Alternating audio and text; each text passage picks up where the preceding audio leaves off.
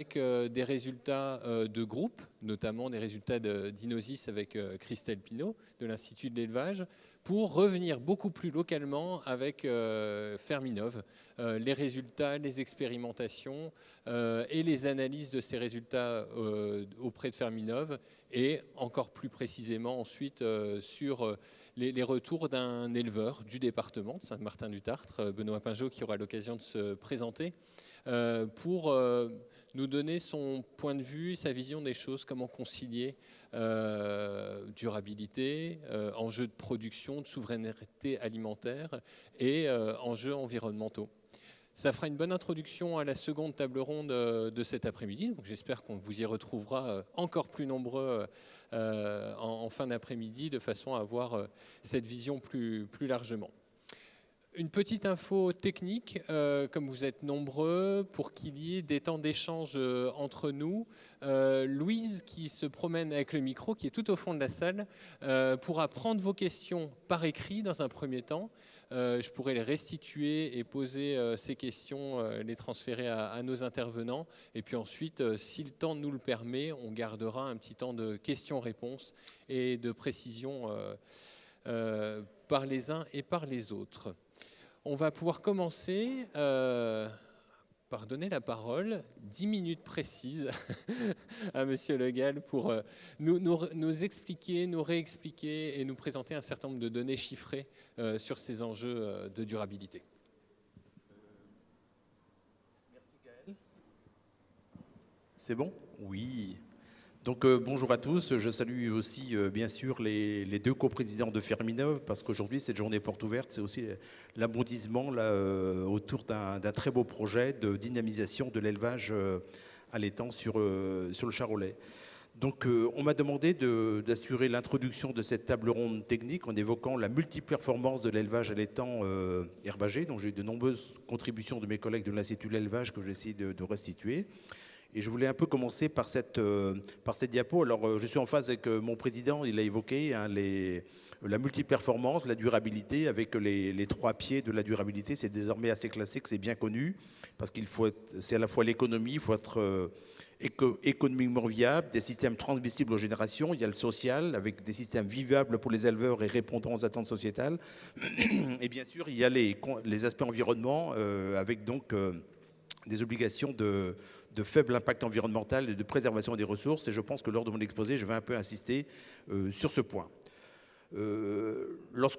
Toute exploitation agricole est d'abord là pour produire, et donc un élevage à l'étang, ça doit produire de la viande, mais ça produit aussi des coproduits, on l'oublie parfois, hein, ça produit des cuirs, des graisses, on ne le mentionne pas tout à fait, mais ça peut aussi produire de l'énergie, hein, de l'énergie photovoltaïque s'il y a des panneaux sur les toits de stabilisation, et ça peut aussi produire des services, hein, et donc on évoque régulièrement le stockage de carbone, la biodiversité, et je vais y revenir, et tout ça, ça fait des euros, ça contribue à la vitalité des territoires ruraux.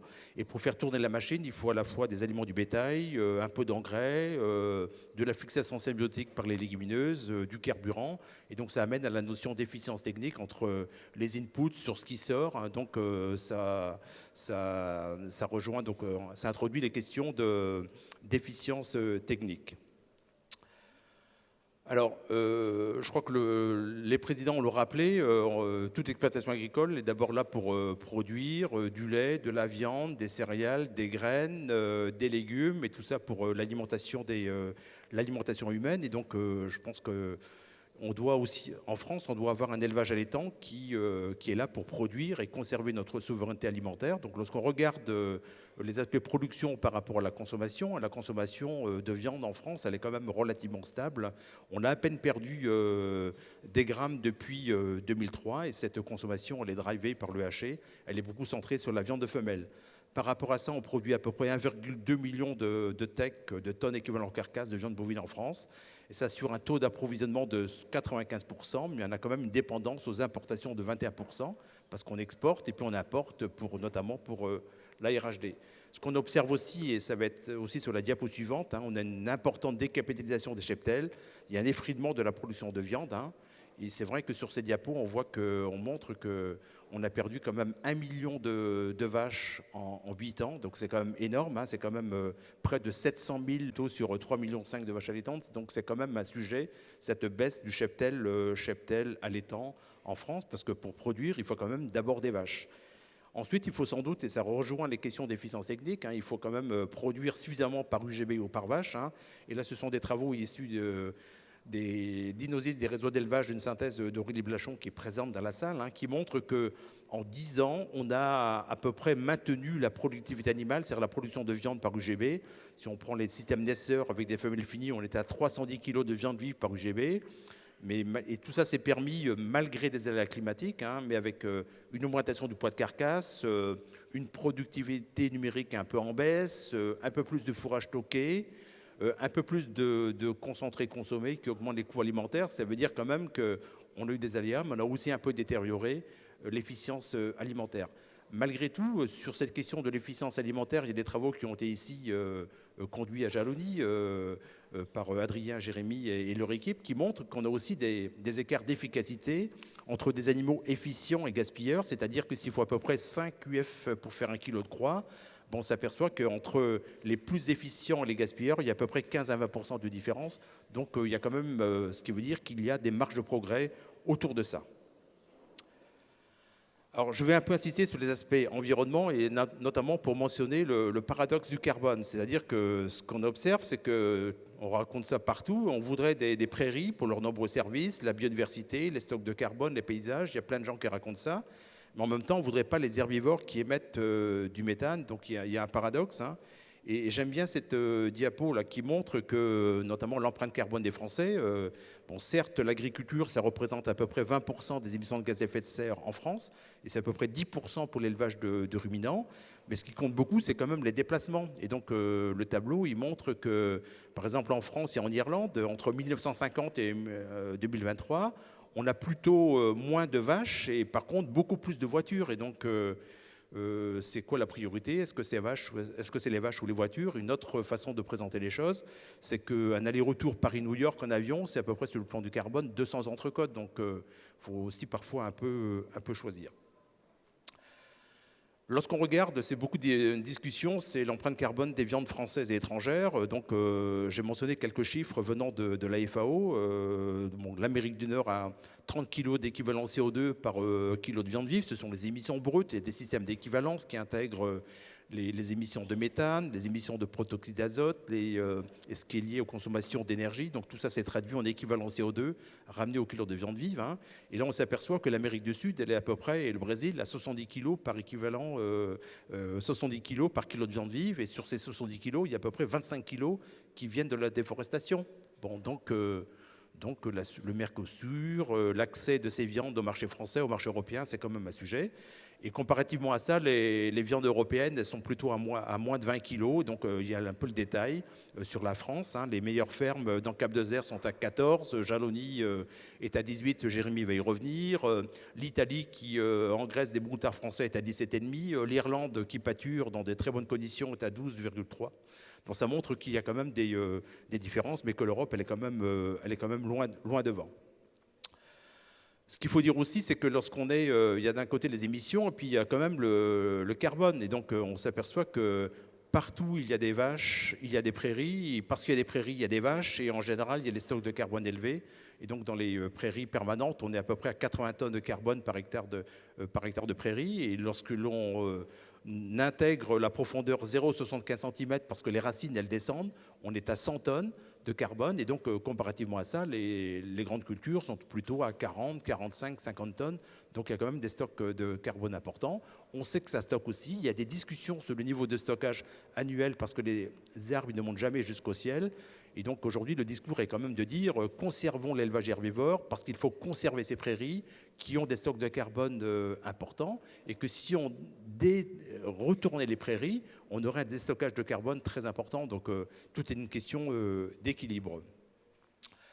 Sur l'environnement et l'empreinte carbone, trop souvent, on raisonne ça au kilo de produit. Alors évidemment, comparer la viande aux haricots verts ou aux lentilles dans l'assiette, c'est pas tout à fait la même chose.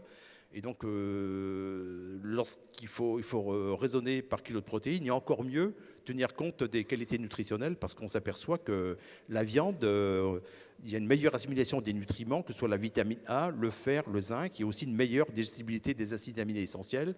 Et donc tout ça, ça plaide pour des régimes alimentaires équilibrés avec une place importante pour les produits et l'élevage, dont les produits carnés. Et surtout, évitons les analyses beaucoup trop simplistes autour de ça. Un autre point que je voulais aborder dans cette introduction, c'est la compétition Feed Food, parce que là aussi, on voit beaucoup de choses, beaucoup d'articles en disant « oh là là, mais c'est affreux, pour faire 1 kilo de viande, il faut 5 à 7 kilos de végétaux ». Lorsqu'on regarde l'efficience protéique brute, c'est-à-dire que pour 100 kilos de MAT de protéines rentrées dans l'élevage, on produit à peu près 20 kilos de protéines via la viande. Et lorsqu'on regarde l'efficience protéique nette, alors je vous donne un peu d'attention parce que c'est un peu subtil, c'est le rapport entre les protéines produites sur l'élevage consommable par l'homme, c'est-à-dire les protéines, c'est-à-dire le lait et la viande, sur les protéines végétales consommées par l'homme, consommables par l'homme et qui seraient consommées par les animaux. Donc c'est une partie, c'est par exemple les protéines du blé, c'est une partie des protéines des tourteaux, etc. Et donc lorsqu'on fait ce rapport, si on est supérieur à 1, le système et l'élevage est productif, est efficient. Et donc, si on est inférieur à 1, on n'est pas tout à fait équilibré. Et donc là, c'est les résultats d'un projet là, qui est en cours, là, qui s'appelle ProScore, qui montre qu'en moyenne, sur l'élevage, sur le bassin laitant ici, on est autour de 1. Mais on s'aperçoit que les meilleures fermes sont à 1,8, 1,7, 1,5. Et pour Jalony, on a fait le calcul aussi, on est à 1,42. C'est parce que on valorise, il n'y a pas trop de concentré consommé. Et c'est aussi des tourteaux de colza et la pulpe de betterave, parce que personne ne mange ces coproduits comme personne ne mange de l'herbe. On peut aussi dire, et citer le chiffre suivant, c'est qu'en France, il y a à peu près 500 kg de matière sèche de coproduits issus des industries d'agroalimentaire par UGB, parce que les drèches de brasserie, les pulpes de betterave, les tourteaux, une fois qu'on a pressé le colza pour faire de l'huile, heureusement qu'on a des ruminants et des animaux pour consommer ces ressources, plutôt que de les amener à la poubelle. Donc c'est quand même très vertueux. Juste quelques mots là, sur les aspects qualité de l'eau. Bon, les teneurs en nitrate, elles sont très faibles dans les régions herbagères parce qu'on a des niveaux de chargement très peu d'azote minéral utilisé, un petit peu. Couverture permanente des sols et en général, lorsqu'il y a beaucoup d'herbes, on est à peu près, on a des teneurs en nitrate très faibles. On a coutume de dire que le massif central élargi, le grand bassin laitant, c'est quand même le château d'eau de la France, donc c'est utile de le rappeler. De même que dans les fermes d'élevage herbagère, il n'y a quasiment pas de produits phyto. Là, vous avez une carte avec la quantité utilisée de produits phytosanitaires par hectare. Vous voyez qu'il y a un grand blanc sur le bassin laitant. C'est-à-dire à chaque fois qu'il y a de la prairie, il n'y a quasiment pas de produits phyto utilisés. Et ce qui m'amène à faire le lien avec la biodiversité. Et donc là aussi, on s'aperçoit que dans toutes les fermes d'élevage herbagère, avec des prairies, avec des haies, des lisières, on a des surfaces développées par hectare de SAU qui sont importantes. Et la surface développée, c'est les prairies, c'est les haies, c'est la surface d'un arbre et de ses talus. Donc c'est tout ça qui fait ces surfaces. Et on est autour de 2 et on considère qu'au-delà de 0,7, c'est très favorable. Donc oui, l'élevage herbivore contribue à la biodiversité. Et enfin, je reboucle avec ces diapos. Là, c'est des travaux qui ont été soutenus par Interweb, qui sont très intéressants. C'est de l'INRA de Tay, Frédéric Joly et son équipe là, qui ont conduit ces travaux et qui ont mis en relation les kilos de CO2 par kilo de protéines. Hein. C'est avec la méthode ACV, je l'ai évoqué là tout à l'heure. Et donc là, ça montre que les herbivores, ils ont un peu plus de CO2 que les monogastriques qui, eux, n'émettent pas de méthane. Hein. Et en abscisse, on a le score de service écosystémique de relation. C'est le croisement entre les stocks de carbone évoqués précédemment, la qualité des sols, la qualité de l'eau, la biodiversité, la pollinisation. Et ça montre que à chaque fois qu'on a des prairies et des herbivores, on a des scores environnementaux qui sont très bons. Et moi, j'ai coutume de dire, oui, la viande bovine est sans doute très très vertueuse sur le plan environnemental. Et donc, il faut continuer à en manger. consommation d'eau, on ne peut pas parler de... Il y a tellement eu de polémiques sur la consommation d'eau avec ces fameux 15 millilitres de lait par kilo de viande vive. Hein, et c'est vraiment ces chiffres-là qui sont largement repris dans la presse. C'est quand même, moi je trouve, de la malhonnêteté intellectuelle. C'est-à-dire on dit, il tombe 1 mètre d'eau sur 1 hectare et toute cette eau-là, de pluie, elle est ramenée au kilo de viande. Enfin, c'est quand même... cette eau, elle rejoint le milieu naturel, en aucun cas elle est déviée, retirée, etc. Et lorsqu'on fait des analyses sérieuses, y compris avec l'abreuvement des animaux, entre 50 et 100 litres d'eau par vache et par jour, on s'aperçoit que l'empreinte eau, elle est bien plus faible. On n'est pas du tout dans les chiffres qui sont cités par ailleurs.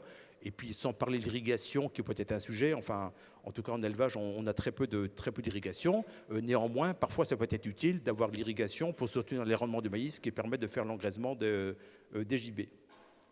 Et enfin, pour terminer, c'est un peu le débat de la neutralité climatique. Est-ce qu'on peut l'atteindre, hein? Bon, on s'aperçoit que déjà entre 90 et 2020, on a baissé parce qu'on a eu des gains d'efficience, que si on regarde la meilleure ferme, on est plutôt à 13, et puis qu'en 2030, si on améliore l'efficience technique des systèmes allaitants, s'il y a des innovations là, pour réduire les émissions de méthane, il y a des travaux dans le cadre de Méthane 2030 qui sont conduits ici, on aura peut-être des gains. Si on intègre le stockage de carbone, on est plutôt à 10.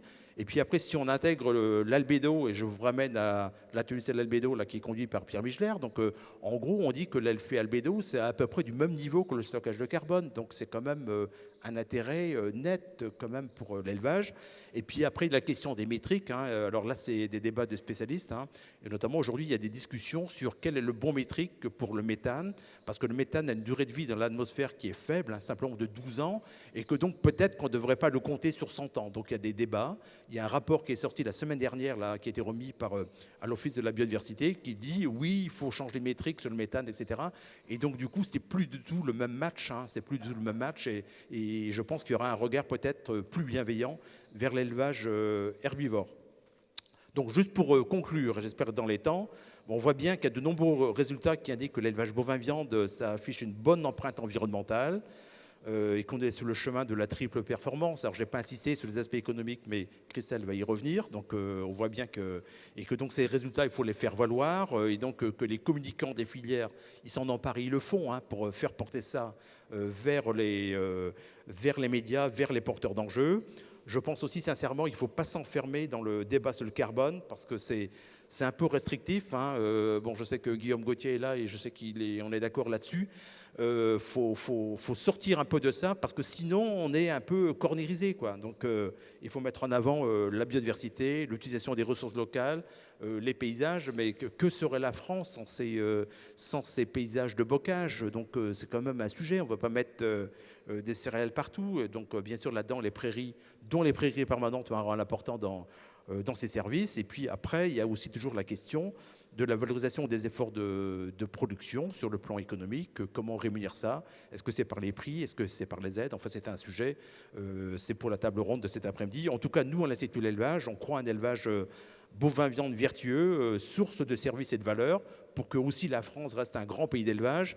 Et bien sûr, Jalouilly doit être un peu le centre de dynamisation, de ressourcement là, pour servir cette orientation. Je vous remercie de votre attention.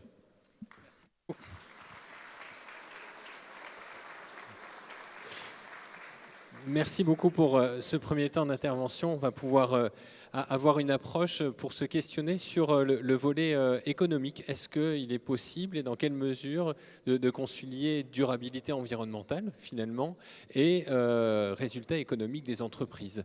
Je vais laisser Christelle nous détailler les résultats du groupe Inosis et des références bio issues du projet BioViande.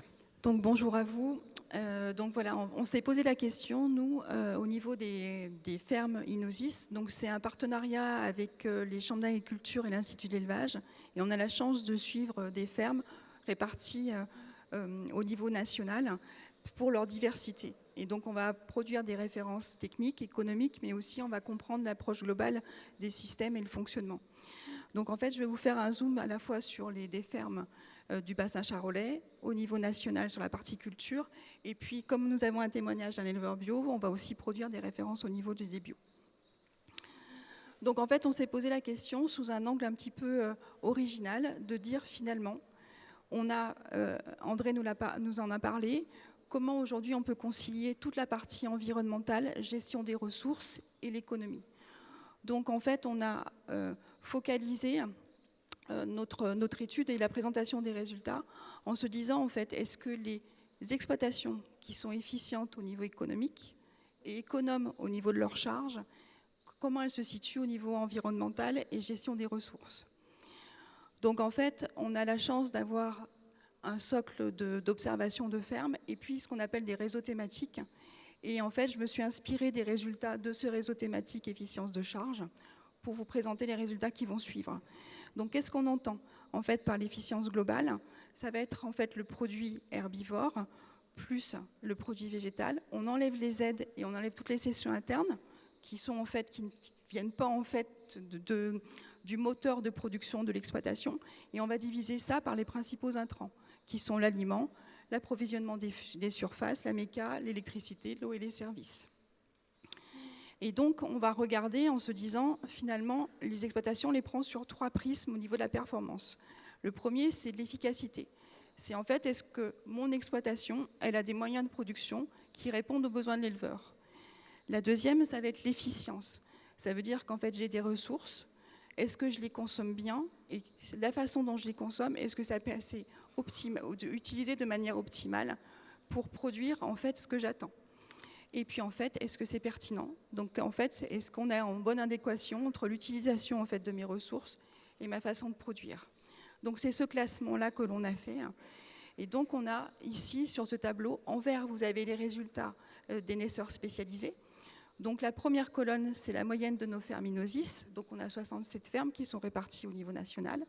Et puis après, on a fait un tri sur les plus efficientes. C'est-à-dire qu'en fait, pour 1 euro dépensé, elles arrivent à générer 2 euros de produit. Et là, je vais vous faire un peu la carte d'identité pour que vous puissiez imaginer derrière quelles exploitations en fait se cachent. Donc là, ça tombait bien parce qu'au niveau des naisseurs spécialisés, la majorité des fermes efficientes étaient issues du bassin charolais. Donc on va retrouver des exploitations qui vont plutôt finir des femelles, mais aussi travailler tout en maigre, faire de la broutard, de la vache maigre. Donc au niveau des UMO total, on est sur les plus efficientes autour de 1,6, alors qu'en moyenne on a 1,8. Si on ramène la surface à l'UMO exploitant, on est autour des 91 hectares. Ici, on est dans le bassin vraiment herbagé, donc ça se voit, puisque 95% de la surface de la SPCSP est en herbe. Et puis, on est en moyenne à 77 vélages par UMO pour une productivité, donc c'est-à-dire les tonnes de viande vive produites par UMO et rémunérées, autour de 35 tonnes.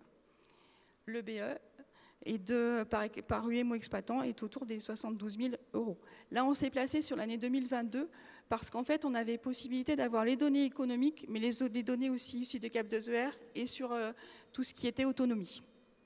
Si on regarde nos exploitations naisseurs et culture, là, on est sur un plus petit échantillon, on est sur 33 exploitations.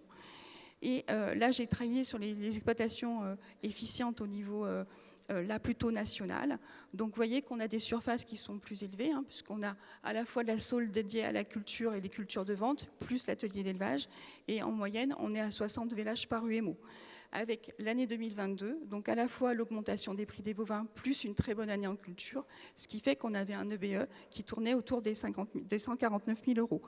Donc vous voyez, on est en moyenne à 50 000 euros, supérieur à la moyenne du réseau. Et si on s'attache à notre réseau naisseurs-engraisseurs bio, donc là, en fait, on a repris toutes les données nationales que l'on avait, bassin Inosis, on les a complétées d'un autre réseau issu du Massif central, bioréférence. Donc on part d'un échantillon de 40, on a regardé les plus efficients. Et dans les naisseurs-engraisseurs, en fait, la particularité en bio, c'est que vous allez avoir des gens qui sont spécialisés dans les veaux sous la mer ou veaux lourds, des gens qui vont être spécialisés dans l'engraissement de bœufs, et puis on a ce qu'on appelle les intermédiaires. C'est des gens en fait qui vont faire des veaux et des bœufs aussi. Donc là, on est sur une surface, on est à 2 UMO, on est sur une SAU en UMO à 83 hectares, et puis on a un village à 54 UMO pour un EBE de 80 000 euros. Si on regarde au niveau de l'efficience, donc de l'efficience et du revenu disponible. Donc on a notre BE, on enlève la partie annuité et frais financiers, il nous reste le revenu disponible, ce qui va permettre en fait de se prélever et d'avoir des annuités. Au niveau de nos exploitations, on était à 5, de naisseur du bassin charolais, on était à 51 000 euros par UMO. On a, comme dans tous les systèmes, une baisse en 2023 et qui s'explique à la fois par la hausse des charges et des intrants et puis aussi par une réforme de la PAC. Donc on baisse de 11%. Si on regarde par rapport au niveau national, nos fermes plus efficientes en fait perdent moins que le niveau national. On a aussi donc la grande catastrophe au niveau des systèmes avec culture, hein, puisque là les prix de vente ont baissé en 2023, donc on a un revenu qui chute. Et puis au niveau des bio, là la différence c'est plutôt la partie évolution des aides qui fait qu'on du coup on a un changement et qu'on a une baisse. Et nous dans notre échantillon, on a aussi beaucoup de gens qui se sont mis à investir entre 2022 et 2023, ce qui fait qu'on a une hausse d'annuité sur notre échantillon. On l'a rappelé tout à l'heure, en fait, les élevages alternants, la première fonction, ça va être de produire pour nourrir. Donc du coup, on a regardé, via des résultats produits avec l'outil Cap2ER, quel était le potentiel nourricier. C'est-à-dire qu'un élevage, combien l'atelier bovin-viande, combien de personnes arrive-t-il à nourrir par an? En moyenne, on était à 443 personnes nourries par an sur un atelier au niveau des naisseurs. Et vous voyez que dans notre système, bassin charolais les plus efficients, on arrive à 480. Une des grandes différences entre la moyenne et nos naisseurs spécialisés, en fait, c'est qu'on est aussi sur des ateliers qui vont être aussi plus productifs. Donc, on va avoir plus de kilos sortis à l'hectare et aussi une meilleure productivité à l'UGB. Donc, on a des ateliers plus petits au niveau naisseurs, donc ça explique qu'on a une performance plus basse. Et puis, sur les naisseurs engraisseurs bio, on est aussi sur des animaux aussi plus petits, donc on a une plus basse performance à l'UGB. Émissions de carbone, on l'a parlé tout à l'heure, les émissions de GES. En fait, ce qu'on va montrer, c'est que déjà dans nos bassins charolais, hein, ce qui est écrit en vert, on a une forte proportion de prairies permanentes dans la SAU. Donc on est à 80%. Et vous voyez, pour des systèmes, notamment les naisseurs bio, dans notre échantillon, on a besoin de produire aussi son aliment sur l'exploitation. Donc on a moins de prairies aussi et on peut avoir des cultures à côté. Globalement, nos systèmes sont plus efficients chez les experts spécialisés en empreinte carbone, puisqu'on est juste à 11 kg par équivalent CO2 par kilo viande vive. Et puis, chez les bio, malgré en fait la partie, on pourrait se dire qu'ils sont moins productifs, ils s'en sortent pas mal, puisqu'on est à 12,5. Au niveau autonomie et économie en concentré, là, c'est important parce que tout à l'heure, André nous l'a dit, est-ce qu'on arrive à être autonome? Et du coup, on va limiter cette compétition alimentation animale, alimentation humaine. Donc, en fait, on s'aperçoit que déjà, dans tous nos élevages, on est au-dessus de la moyenne qui avait été sortie de l'étude Cap-Protéines. On était à 89% pour les bovins viande, donc on est à 92% chez nos bassins, chez les éleveurs du bassin charolais. On a une quantité de fourrage utilisée qui est aussi optimisé, hein, on est à 2, donc ça veut dire qu'on valorise aussi le pâturage. Donc attention, on est en année 2022, on fait face à une succession de sécheresses aussi, hein, donc du coup il faut aussi faire attention aux quantités qui ont été récoltées. Et par contre, les points forts que l'on a, c'est à la fois sur les quantités de concentrés consommés par UGB, parce qu'on est plus faible que la moyenne, alors qu'on a une meilleure productivité. Donc ça, c'est intéressant, on est en dessous des 500 kg par UGB. 189 chez nos naisseurs engraisseurs. Bon, on les avait aussi choisis, orientés, pour qu'ils soient aussi économes. Donc ça se retrouve aussi. Et puis des consommations aussi en litres de carburant qui sont assez faibles. Pour finir, on avait fait aussi une étude, et là ça fait écho en fait à des collègues qui sont dans la salle qui travaillent aussi sur cet indicateur-là. On avait essayé de voir sur le Massif central si on pouvait arriver à engraisser au maximum à l'herbe. Donc du coup, on avait conduit une étude au niveau des éleveurs de naisseurs engraisseurs en bio, avec l'étude bio-viande, et on a créé un indicateur en se disant on prend des critères qu'on peut retrouver dans toutes les exploitations. La quantité de concentré par UGB, la quantité de fourrage conservé et la part d'air dans les fourrages consommés. Donc en fait, on les a classés après ces fermes-là. Plus vous êtes vert, plus ça veut dire que vous valorisez au maximum l'exploitation sur votre exploitation, moins vous avez recours au concentré. Et en fait, ce qu'on observe, et plus vous êtes en rouge, plus dans ces cas-là, en fait, vous utilisez un petit peu moins l'herbe. Et donc, on a une amélioration, en fait, de la partie, en fait, empreinte carbone. plus on est dans le vert, plus notre empreinte carbone est faible. On a aussi le pendant, c'est qu'on a vu que plus on était dans la catégorie qui valorisait l'herbe, meilleur était le revenu disponible, qu'on avait des animaux, même s'ils étaient engraissés à l'herbe, qui correspondaient aux attentes de la filière. Et ça, c'était important parce qu'il y a aussi beaucoup de choses qui ont été dites en disant que les animaux étaient mal finis. Ce n'était pas le cas, moi, dans les élevages étudiés. Et puis, on avait cette réponse aussi que si on prend de l'herbe, en fait, on n'est pas compétitif avec l'alimentation animale, humaine. Donc, finalement, quels sont les leviers qui ont été mis en place dans ces exploitations? En fait, on se dit que la première chose qui se met en place, vous allez le voir là dans le carré orange où c'est marqué 1, le levier le plus facile, c'est déjà d'essayer de produire, c'est concentrer sur l'exploitation. Voilà. Après, on va travailler la deuxième étape, c'est d'essayer de mieux valoriser ses fourrages et son pâturage. Donc ça, c'est le deuxième niveau, ça on arrive à le cranter. Et puis pour les meilleurs, c'est on produit des bons fourrages, donc on les récolte au bon moment, on produit la bonne quantité, et on valorise vraiment le pâturage, en allant jusqu'au pâturage vraiment tournant, mais vraiment poussé. Et à la fin, c'est le plus dur, c'est pour ça qu'on le met en place en fait en dernier, et qui demande aussi le plus de retour d'investissement sur le temps, hein, c'est-à-dire que ce n'est pas immédiat.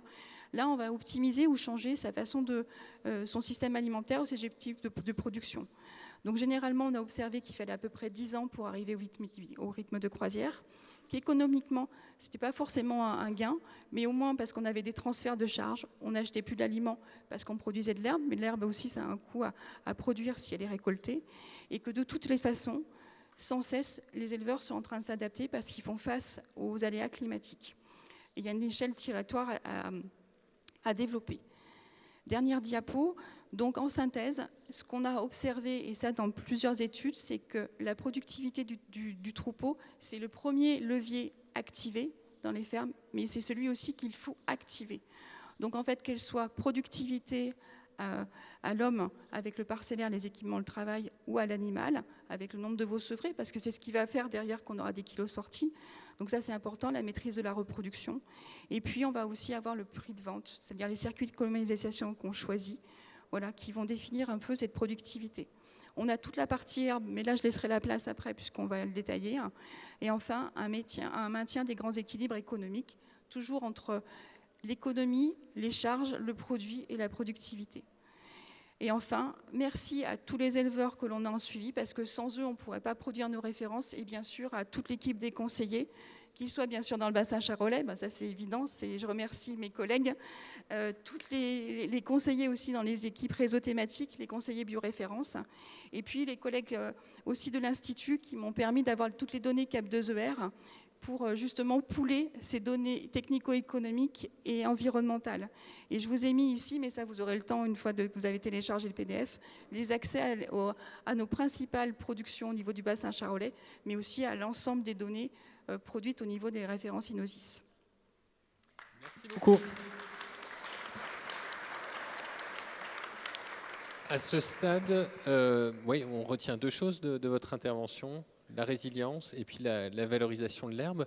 J'aimerais donner la parole à Benoît qui se présentera plus en détail tout à l'heure, mais de pouvoir avoir ton retour sur, lorsqu'on parle de résilience, pour toi ça évoque quoi en fait? Et puis les indicateurs que vous suivez sur votre exploitation par rapport à l'ensemble des indicateurs qu'on a pu voir ici. Alors bonjour à tous. Pour nous, la résilience de notre système, on s'est approprié ce qui était décrit dans la présentation de M. Le Gall sur la compétition feed food. Et à un moment, nous, on s'est posé la question de se dire il faut qu'on produise un maximum de kilos de viande avec des surfaces qui ne sont pas destinées à l'alimentation humaine. Et c'est un peu ce qui a guidé nos choix techniques et économiques sur le développement de l'exploitation. Et pour moi, la résilience des exploitations d'élevage, elle passe par là. Donc c'est de produire un maximum sur des surfaces qui ne rentrent pas en compétition avec l'alimentation humaine. Effectivement, oui, sur les critères d'efficience. Est-ce qu'il y a une question dans la salle à ce stade ou est-ce qu'on poursuit? Oui, peut-être une question devant. J'en prendrai qu'une pour l'instant. Les autres, je vous invite à la garder en tête ou la donner à Louise. Juste ici, tiens, tu peux prendre le micro là. Ouais.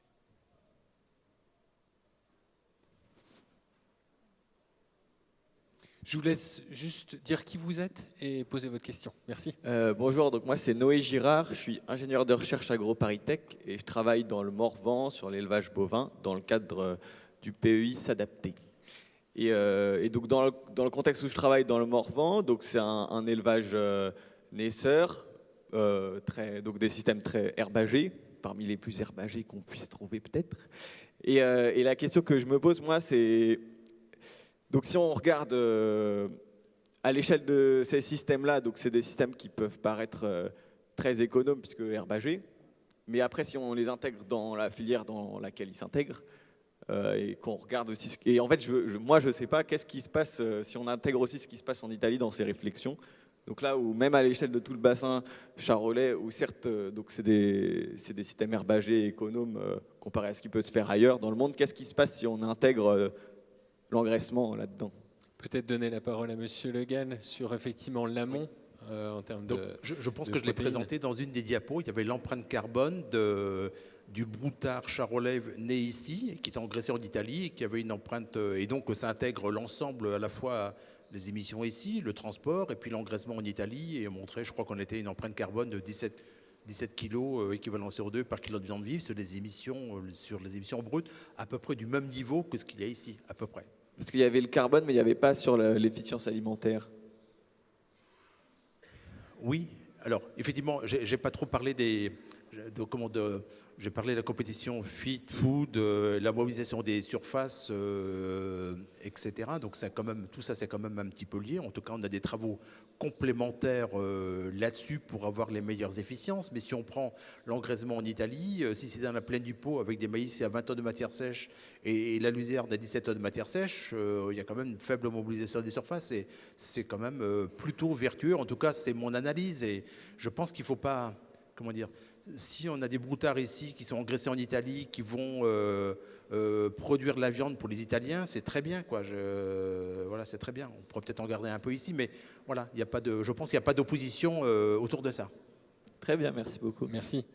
Pour analyser ça plus en détail, on va revenir sur Ferminov et du coup pouvoir regarder précisément vous, les analyses que vous faites, les essais que vous réalisez, la partie recherche, et du coup, sur ces questions d'autonomie en particulier, Jérémy va pouvoir nous éclairer avec un regard très concret.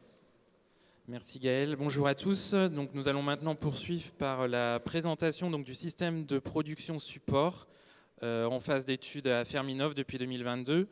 Et je vais juste, avant de démarrer, en profiter pour remercier l'ensemble du collectif.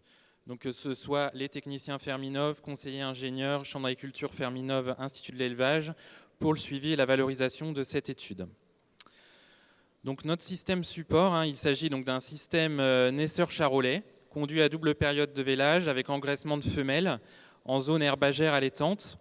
Donc c'est un système qui vise à répondre aux attentes et aux enjeux, donc à la fois des filières, des éleveurs, mais aussi de la société. Comme vous pouvez le remarquer, nos axes de travail se concentrent sur différents enjeux. Donc tout d'abord, pouvoir répondre à la demande des marchés en produisant des mâles maigres et des femelles finies, avec une attention particulière sur la qualité du produit fini. L'idée, c'était aussi de pouvoir proposer un système avec une bonne efficience technico-économique, rémunérateur et créateur de valeur ajoutée. Un axe assez fort dans notre étude système était de pouvoir mettre en place et d'étudier des leviers sur les aspects sécurisation fourragère, adaptation au changement climatique, dans une optique de plus d'autonomie fourragère et protéique, et bien évidemment des enjeux autour de la réduction de l'empreinte environnementale et la diminution avec la concurrence par rapport à l'alimentation humaine, comme on l'a vu précédemment.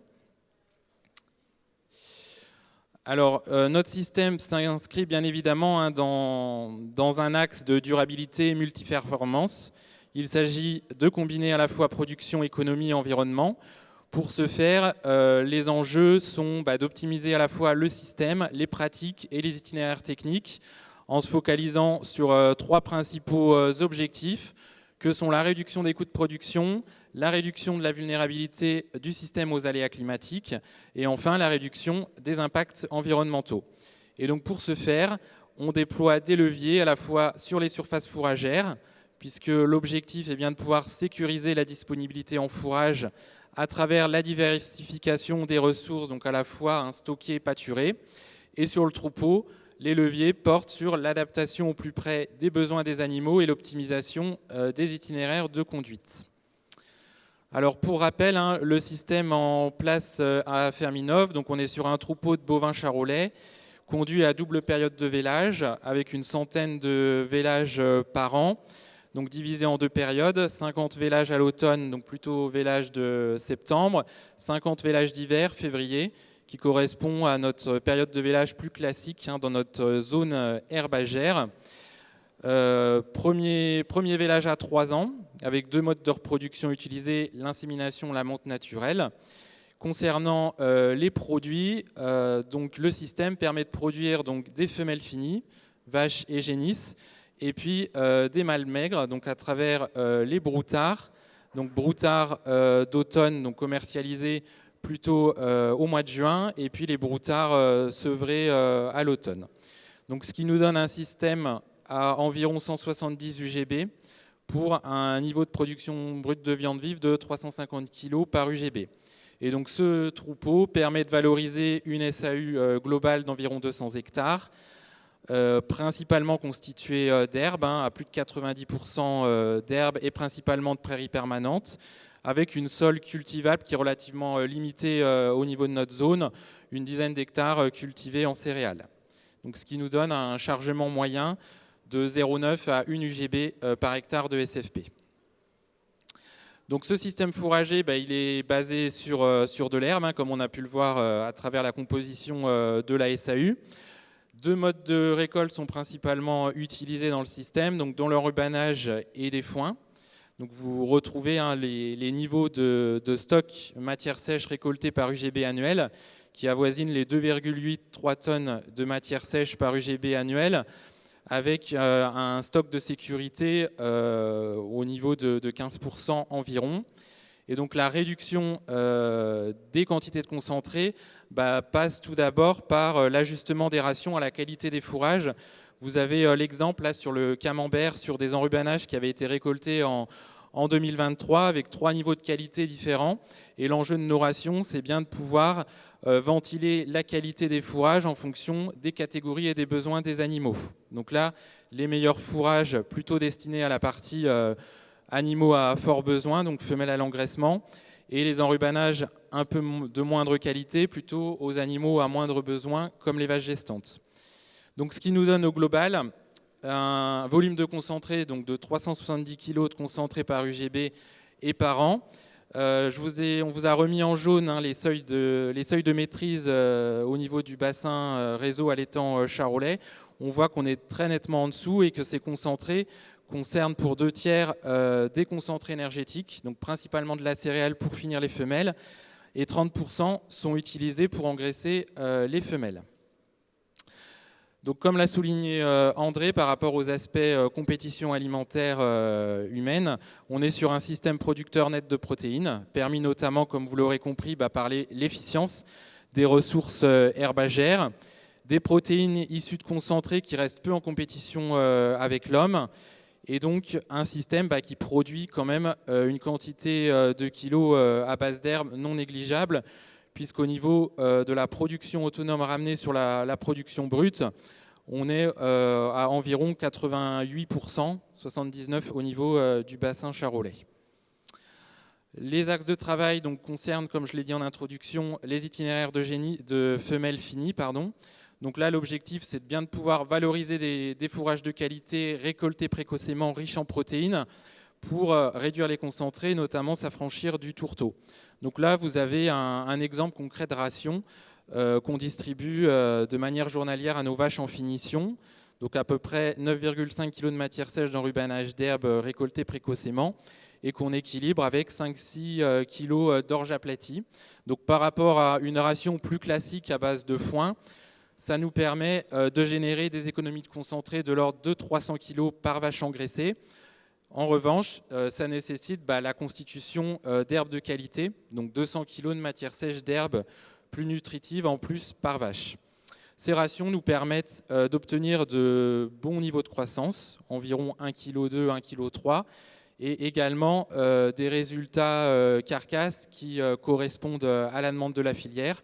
Donc vous retrouvez les résultats de nos derniers animaux abattus, donc des carcasses particulièrement lourdes et bien finies. Donc sur la conduite des broutards, donc là c'est un exemple de nos travaux sur la conduite des veaux mâles nés à l'automne. Donc l'objectif sur ces animaux-là, c'est bien de pouvoir mettre en place un pâturage tournant pour réduire les quantités de concentré au pâturage. Donc le pâturage tournant nous permet à la fois de mieux gérer l'herbe, diminuer les concentrés, tout en maintenant les objectifs de production. Et là, l'exemple qui est sur la diapo vous illustre les économies de concentré qu'on peut faire par veau en déployant un pâturage tournant à 5 parcelles.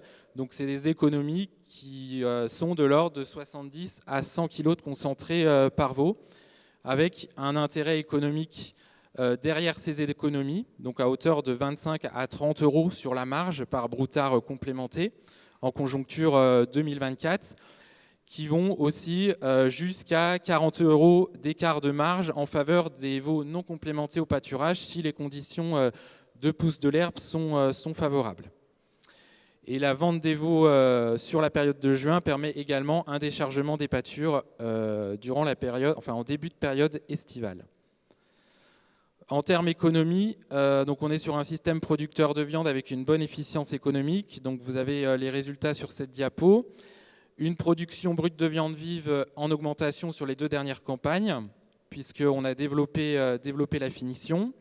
Et puis une marge bovine également en progression, donc de plus 164 euros par UGB sur les 2 dernières campagnes, avec une augmentation du produit bovin hors aide lié au développement de la finition et à la meilleure valorisation commerciale des carcasses.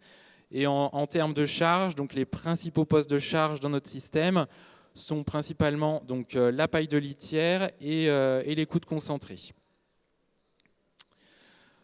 En termes de bilan environnementaux, donc on est sur un système qui cherche à s'adapter tout en réduisant son empreinte carbone.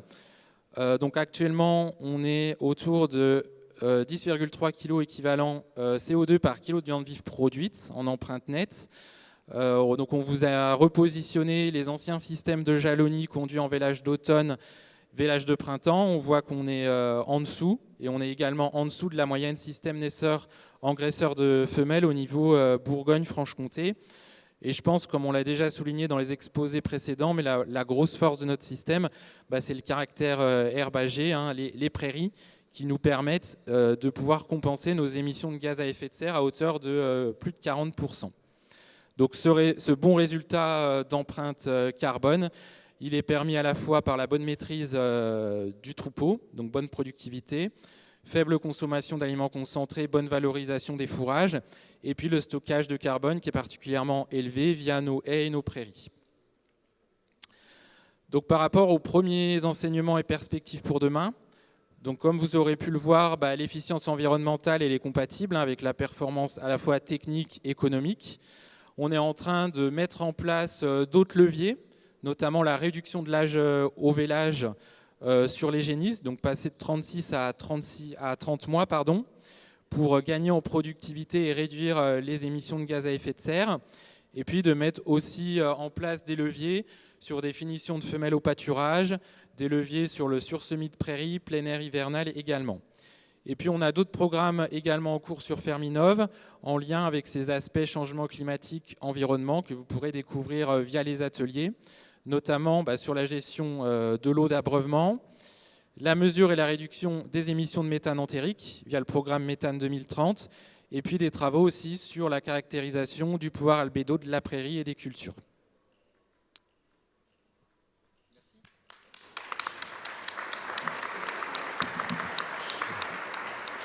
Merci pour les éléments. Je ne sais pas si Louise, tu as récupéré des questions. On va pouvoir passer à la suite et plutôt sur forme de témoignage. Je reviens vers Benoît. Déjà peut-être te présenter rapidement l'exploitation et on reviendra sur les éléments de contexte du précédemment au travers de votre gestion d'entreprise. Donc moi c'est Benoît Pinjot, donc je suis installé sur une exploitation de polyculture élevage à Saint-Martin-du-Tartre, donc au sud côte chalonnaise. un GAEC familial à 4 associés avec un salarié. Donc 3 ateliers, un atelier grande culture, un atelier bovin-viande et un atelier viticole avec 6 hectares 30 de vignes en cave coopérative.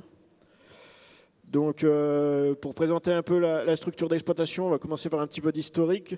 On n'est pas originaire de la région. Mes parents étaient éleveurs laitiers dans la Somme, des Primosstein en 0 pâturage, en système enrubanage de luzerne et coproduits d'agro-industrie, déchets de pommes de terre, pulpe de betterave, avec des céréales et du légume d'industrie. Du coup, on est arrivé dans la région en 2009. Mes parents ont repris une exploitation en polyculture élevage. À l'époque, il y avait 130 hectares de céréales, une centaine d'hectares de prairies, 120 vélages, en système naisseur-engraisseur, production de taurillons. Moi, je me suis installé en 2013 avec une reprise d'exploitation. Donc, ça a monté le système à 170-180 hectares de céréales. 170-180 vélages en système naisseur-engraisseur que je qualifierais de type vendéen, donc avec du vélage à 2 ans, des taurillons en ration maïs en silage, tourteau de colza. Mon frère nous a rejoint sur l'exploitation en 2017 avec l'arrivée de l'atelier viticole. En 2019, donc, on a fait le choix de passer la partie grande culture en agriculture biologique, qui résultait de plusieurs années de sécheresse, où on est dans des terrains argilo-calcaires à faible potentiel, où on se rendait compte qu'on prenait beaucoup de risques financiers à faire de la céréale chez nous. Donc le choix du bio nous paraissait opportun, et du coup on est découlé également la conversion de l'atelier bovin et des prairies. Seul l'atelier viticole aujourd'hui est encore en conventionnel. Donc aujourd'hui, l'exploitation, c'est 150 hectares de prairies naturelles, un gros 180 hectares de terres labourables, donc qui se partagent avec à peu près 140-150 hectares de culture de vente. Des surfaces fourragères, principalement de la luzerne et de la betterave fourragère. Du coup, aujourd'hui, on met une petite centaine de femelles à la reproduction pour faire autour de 90 vélages, donc en période hivernale, concentrée sur janvier et février, pour finir autour du 15 mars. Oui, une question pour revenir plus précisément sur la durabilité, les principaux axes de travail que vous avez choisis sur la structure, ce que vous avez mis en œuvre et avec quel objectif finalement? Du coup, c'est des choix qui ont découlé de notre conversion bio, où notamment sur la partie élevage, on s'est dit qu'on avait pour habitude d'intensifier la conduite des prairies. On s'est dit le passage en bio va nous limiter, on ne pourra plus fertiliser comme l'on faisait avant. Il va falloir qu'on accentue le travail qu'on faisait sur les prairies. Donc en même temps que le passage en bio, on s'est tourné vers le pâturage tournant, donc en système techno, en tendant le plus possible vers le pâturage tournant dynamique. Aujourd'hui, la plupart de nos lots, on tourne tous les 48 heures ou tous les 36 heures, les 72 heures, pardon, avec un objectif à moyen terme de pourquoi pas passer en pâturage 24 heures.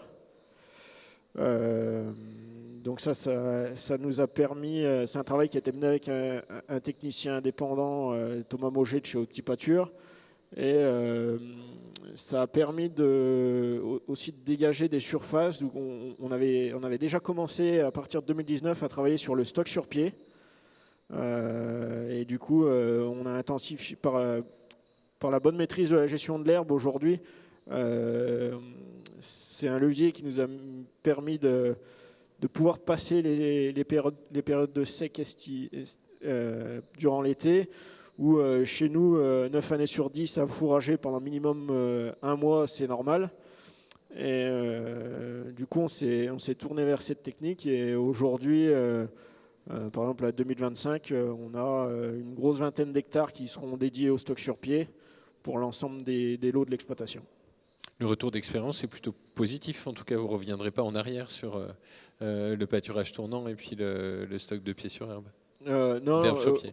aujourd'hui, l'accentuation du travail sur le pâturage tournant nous permet de gagner en productivité d'herbe. Et vu qu'on gagne en productivité d'herbe, on sécurise à la fois nos stocks pour passer les sécheresses et on augmente aussi notre production de viande par UGB. Au début, au moment de la conversion, on avait peu de références sur comment caler notre système. On était plutôt basé sur le sevrage de 80 veaux à l'année.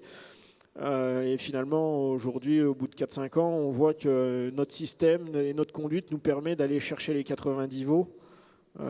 Donc non, on n'en reviendra pas en arrière. Et le vélage à 2 ans, la genèse, et ce qui vous a motivé à mettre en place cette technique?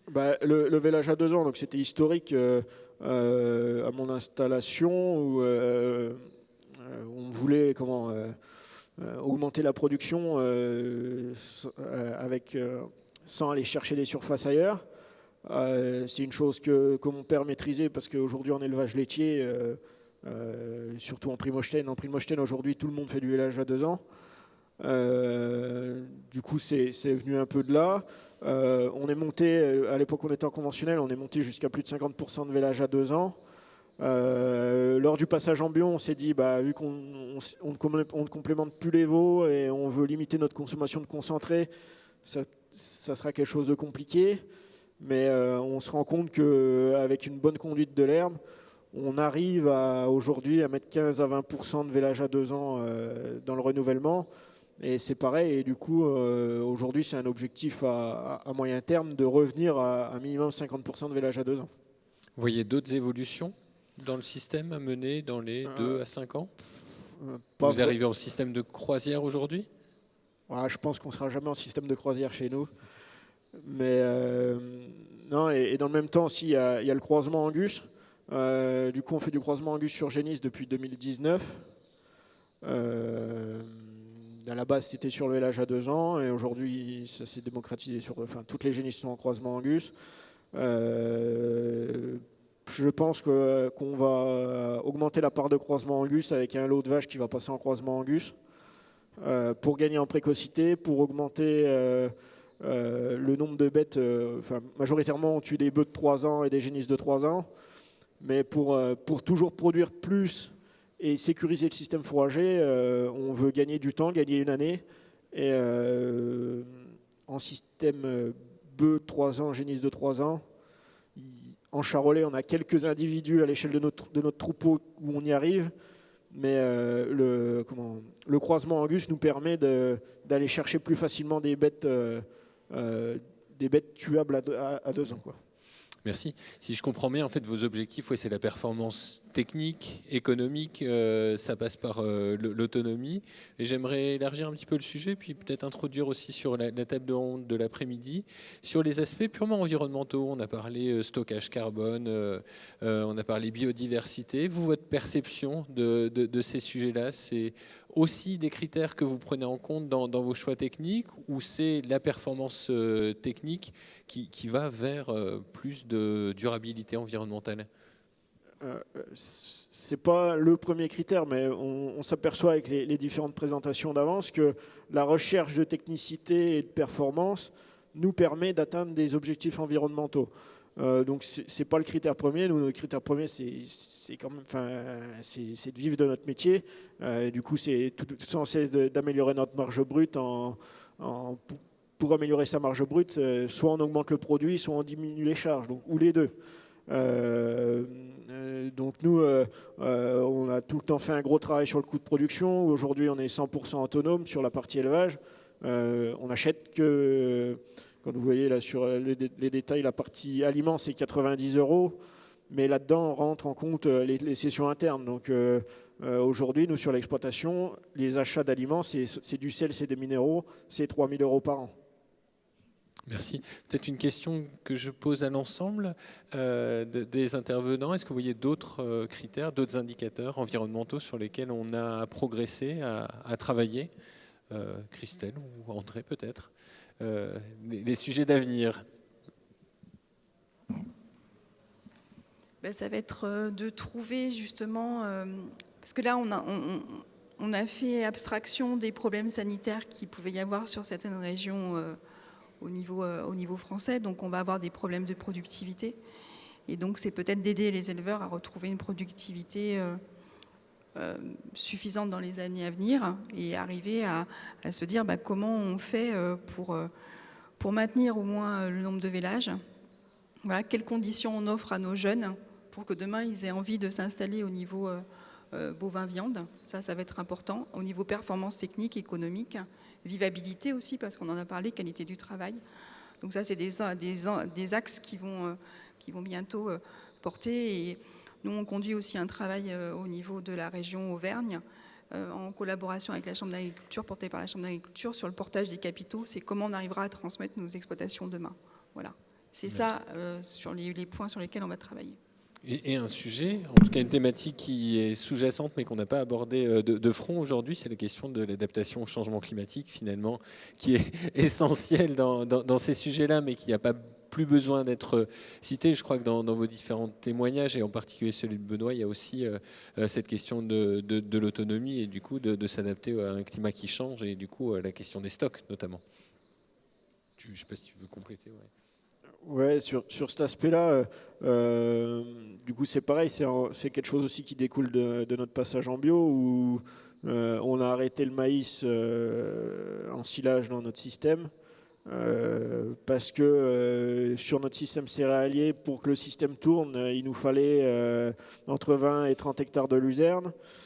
Donc quand on met ça dans le bilan fourrager, en fin d'année avec notre nutritionniste, on a dit qu'est-ce qu'on met en face pour corriger dans nos rations ces 20 à 30 hectares de luzerne qui sont primordiales pour le système grande culture. Du coup, le maïs en silage plante entière ne collait plus parce que pas assez énergétique. On est dans un secteur où la production de maïs est malgré tout compliquée. On stagne vite en rendement. Et pour la boutade, notre nutritionniste nous dit betterave fourragère. Et puis bon, vu qu'on savait un peu comment faire, on a mis en route ça, je ne sais plus en quelle année, c'était 2020, 2019, un peu sur un coup de tête. Et c'est une plante qui a l'avantage d'être pour le coup résiliente au niveau du climat, où elle peut supporter un mois de sec et aux premières pluies de septembre repartir et refaire des tonnes. Donc voilà, un peu sur l'adaptation au changement climatique, on a mis en place ça, l'ensilage de luzerne, la betterave fourragère. Parfait. Merci beaucoup. Avant de conclure, je vois qu'on me fait des clins d'œil. Est-ce qu'il y a une ou deux questions dans la salle ou des compléments? Oui, on se permet. Adrien. Par ici.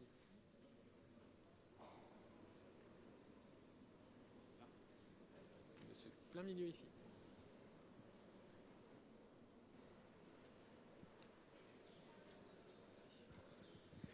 Bonjour à tous, Sébastien Gorgeon, je suis éleveur dans l'Yonne. J'avais une question pour toi. Je voulais savoir ton chargement sur les prairies pâturées, si tu l'as. Donc en termes de chargement, donc, on est à, comme indiqué, un 35 UGB par hectare de SFP et on est à 1,55 sur la partie pâturée. D'accord. Et après, j'avais deux autres choses. Moi, je suis produit des brouteurs aussi, comme toi, fourragère. Enfin, moi, je suis en conventionnel. Comment tu gères les insectes en bio? Les insectes pour les betteraves fourragères en bio, comment tu gères? On laisse faire. Il y a pas. Tu laisses faire? Ah ouais. On peut pas. On n'a pas de moyen de lutte. D'accord. Faudrait qu'on parle semences si tu veux bien 5 minutes. Voilà, c'était tout. Merci. Merci bien. D'autres réactions? Monsieur devant, oui. Ici.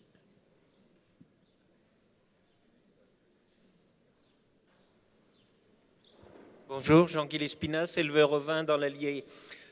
Quand vous parlez de l'empreinte carbone, vous parlez jamais du photovoltaïque qui pourrait vachement changer les chiffres, quoi. Quand on a un bâtiment comme moi en Auvin, je suis négatif parce que avec les années de sécheresse et tout, on a acheté pas mal d'aliments et on nous dit vous allez payer des taxes parce que ainsi de suite. Et la deuxième chose, c'est au sujet de nourrir le nombre de personnes à l'hectare en élevage bovin. Je trouve que vous exagérez un peu, non? Parce que je dis, c'est combien? Si je dis un chiffre un peu, vous me dites, c'est 400 kilos produits par hectare. 5 personnes que vous avez dit qu'on nourrit. Ça fait 80 kilos par an. Moi, je me contente pas de 210 grammes par jour. Hein.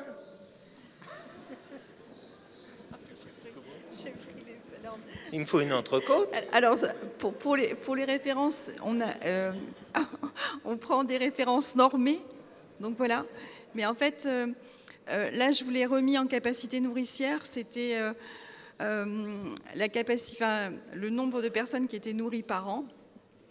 Dans nos indicateurs CAP2R, on ramène ça en fait à l'hectare de SFP. Donc voilà, et on est autour, pour ceux qui vont bien, on est autour de 3,4 à 5, 5 kilos. Ouais.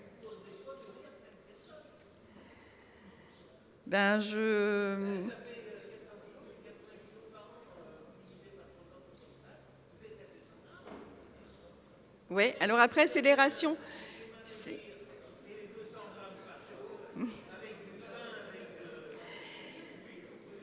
Alors du coup, là, je ne peux pas vous dire exactement le grammage qu'on a pris en viande. Je vérifierai, je vous redonnerai une réponse. Je ne sais pas, mais on a pris en fait les références qui sont standardisées sur la consommation moyenne et les kilos de viande par habitant par an. Et sur la question de l'énergie, deux réponses. D'abord, la première, effectivement, ça vaut le coup aussi de dire l'énergie que l'on produit dans l'exploitation d'élevage, grâce notamment aux panneaux photovoltaïques ou à l'agrivoltaïsme. Il y a des opérateurs dans la salle. Hein. Et puis, deuxième chose, c'est effectivement sur l'empreinte carbone. Il y a aussi l'idée que si on produit de l'énergie, on a du carbone évité. Et donc, moi, je plaide pour qu'on puisse également l'intégrer dans l'empreinte carbone. Par contre, il y a un peu de débat autour de ça parce qu'on dit si on produit de l'énergie sur la ferme et que c'est du carbone évité par rapport à l'énergie fossile, oui, ça compte. Mais s'il y a de plus en plus d'énergie nucléaire, le carbone évité est quand même moins net. Donc, il y a quand même un peu de débat autour de ça. Enfin, en tout cas, deux éléments de réponse. Merci beaucoup. Je pense qu'on va pouvoir conclure cette table ronde où effectivement, moi, ce que je retiens en tout cas de ces éléments, c'est première chose, produire de l'alimentation avec on a dit résilience, mais c'est efficience le terme, mais les deux vont bien ensemble avec une efficience technique, économique et en prenant en compte des indicateurs environnementaux et notamment sur les questions de stockage du carbone, d'adaptation au changement climatique. J'espère que ces éléments vous ont éclairé. Je pense que vous aurez du temps sur les ateliers pour pouvoir continuer à échanger beaucoup plus en détail. Et puis on se retrouve, si je ne me trompe pas, Adrien, à 15h30 pour la seconde table ronde. On essaiera d'être aussi ponctuel pour gérer ce timing serré. En tout cas, merci à tous pour votre écoute.